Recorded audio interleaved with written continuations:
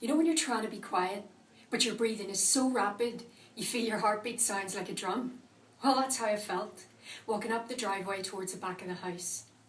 There's something quite calming about that time of the morning, don't you think? 4 a.m, everyone's still sleeping. Silence, like when snow first falls and blankets out the sound. Well, all except for the chattering of my teeth. It's a cold November night. I reach for the latch and gently roll open the side gate. I go towards the back door. I give it a little press. It's not locked. People are so trusting in Belfast. I mean, I could be anyone. I'm in. I haven't roused the neighbours, and more importantly, I haven't disturbed the residents.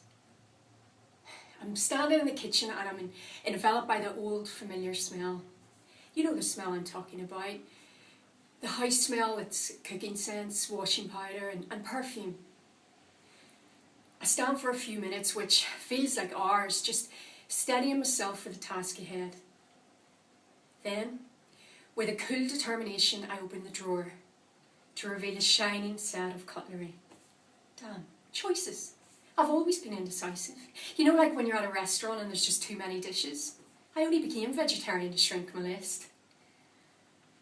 I stare at the knives.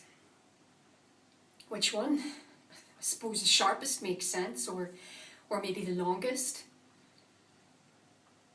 I take out a knife and I clutch it tightly in my hand.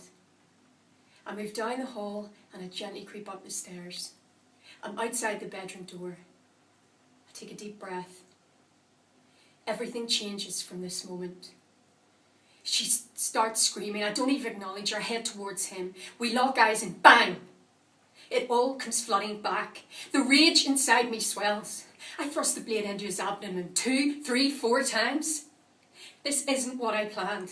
I thought I'd cut his cock off at worst to get his GBH, and now I fucked it.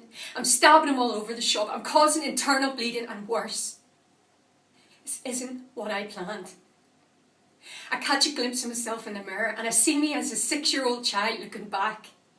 I'm taking revenge for all that's been lost. This man killed my childhood. I wanted to scream in his face. Do you realise the consequence of all you've done? But no words come out, just bloody violence until he's gasping and wheezing. I think he's dying. I back away from the scene, down the stairs, and I find myself in the front porch. Only I'm not nervous or cold now.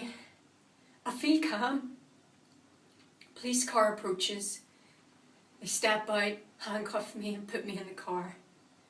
Paramedics arrive and I see the police talking to his hysterical wife, and periodically they glance over at the car. And I'm watching this officer and he looks at me, and you know, I see his view of me change from one of pity to horror. And I realise just then, in that instant, that the woman in the dressing gown, she's informed him that the man I've just sliced to death was my abuser and my father.